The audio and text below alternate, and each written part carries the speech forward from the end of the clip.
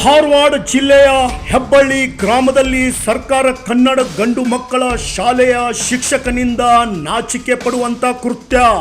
ಅಂದ್ರೆ ಅವ್ರು ನಿನಗೆ ಕಡ್ಗಿ ತೊಗೊಂಡು ಎಷ್ಟು ಸಲ ಹೊಡೆದ್ರು? ನಾಲ್ಕೈದು ಸಲ ಹಿಂಗ ತಲಿಗ.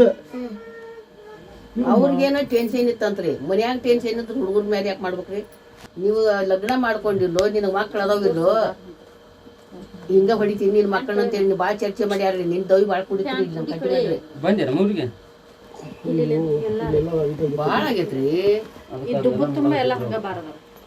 ಹೌದು ಪ್ರಿಯ ವೀಕ್ಷಕರೇ, ಅಮೋಘ ನ್ಯೂಸ್ಗೆ ತಮ್ಮೆಲ್ಲರಿಗೂ ಸ್ವಾಗತ. ಇವತ್ತು ಶಾಲೆಯಲ್ಲಿ ವಿದ್ಯೆ ಕಲಿಸುವಂತ ಶಿಕ್ಷಕರಿಗೆ ನಾವು ಒಂದು ಗುರುಗಳ ಸ್ಥಾನವನ್ನು ಕೊಡುತ್ತೇವೆ.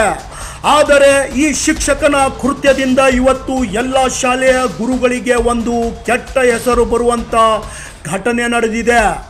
ಇದರ ಬಗ್ಗೆ ನಿಮಗೆ ಪಿನ್ ಟು ಪಿನ್ ಮಾಹಿತಿ ನೀಡುತ್ತೇವೆ. Just wait. ಹೆಬ್ಬಳ್ಳಿ ಗ್ರಾಮದಲ್ಲಿ ಇರುವ ಸರ್ಕಾರಿ ಕನ್ನಡ ಗಂಡು ಮಕ್ಕಳ ಶಾಲೆಯ ಶಿಕ್ಷಕನಾದ ಪ್ರಭುಯ್ಯ ವಿರಕ್ತಿ ಮಠ್ ಎಂಬುವನು ಶಾಲೆಯಲ್ಲಿ 7ನೇ ತರಗತಿಯಲ್ಲಿ ಓದುತ್ತಿರುವ ಅಭಿಷೇಕ್ ಎಂಬ ಹುಡುಗನಿಗೆ ಮನ ಬಂದಂತೆ ಥಳಿಸಿ ಗಂಭೀರವಾಗಿ ಗಾಯ ಮಾಡಿದ್ದಾನೆ.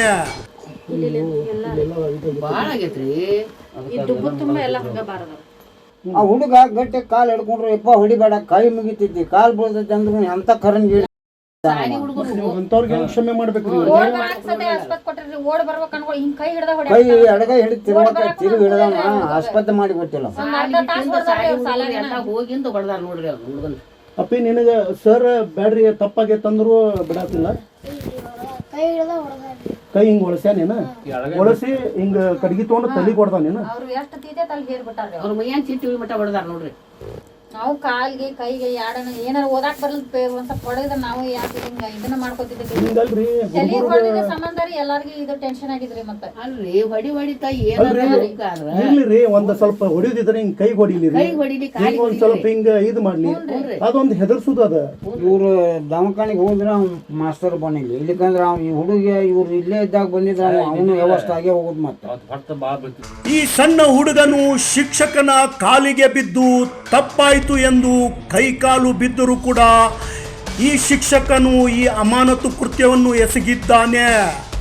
ಒಂದು ದಪ್ಪು ಕೋಲದಿಂದ ತಲೆಗೆ ಮತ್ತು ಕಾಲಿಗೆ ಹಿಗ್ಗಮುಗ್ಗ ಹೊಡೆದಿರುವ ಪರಿಣಾಮದಿಂದ ಈ ಹುಡುಗನಿಗೆ ತಲೆಯ ಭಾಗ ರಕ್ತ ಹೆಪ್ಪುಗಟ್ಟಿದೆ ಹಾಗೂ ಕಾಲುಗಳ ಮೇಲೆ ಬರೆ ಮೂಡಿದೆ. ಈತನು ಒಬ್ಬ ಶಿಕ್ಷಕನ ತನ್ನ ಮನೆಯ ಮಕ್ಕಳಿಗೂ ಕೂಡ ಇದೇ ಥರ ಹೊಡೆಯುತ್ತಾನ? ಇಂಥ ಶಿಕ್ಷಕನಿಂದ ಸರ್ಕಾರಿ ಶಾಲೆಗೆ ಕೂಡ ಅವಮಾನ. ಆದುದರಿಂದ ಮಾನ್ಯ ಧಾರವಾಡ ಜಿಲ್ಲಾ ಶಿಕ್ಷಣ ಇಲಾಖೆ ಆಯುಕ್ತರೇ ಹಾಗೂ ಕ್ಷೇತ್ರ ಶಿಕ್ಷಣಾಧಿಕಾರಿಗಳೇ ಇದಕ್ಕೆ ಉತ್ತರ ನೀವೇ ನೀಡಬೇಕು. ಮುಂದಿನ ದಿನದಲ್ಲಿ ಈ ಥರ ಘಟನೆ ನಡೆಯದಂತೆ ಜಾಗೃತ ವಹಿಸಬೇಕು ಮತ್ತು ಇಂಥ ಶಿಕ್ಷಕರನ್ನು ತಕ್ಷಣ ಸರ್ಕಾರಿ ಕೆಲಸದಿಂದ ಹಾಗೂ ಶಾಲೆಯ ಶಿಕ್ಷಣ ಹುದ್ದೆಯಿಂದ ಅಮಾನತು ಮಾಡಬೇಕೆಂದು, ತಕ್ಷಣ ಸರ್ಕಾರಿ ಕೆಲಸದಿಂದ ಹಾಗೂ ಶಾಲೆಯ ಶಿಕ್ಷಣ ಹುದ್ದೆಯಿಂದ ಅಮಾನತು ಮಾಡಬೇಕೆಂದು ನಮ್ಮ ಅಮೋಘ ನ್ಯೂಸ್ ಚಾನೆಲ್ ಎಚ್ಚರಿಸುತ್ತಿದೆ.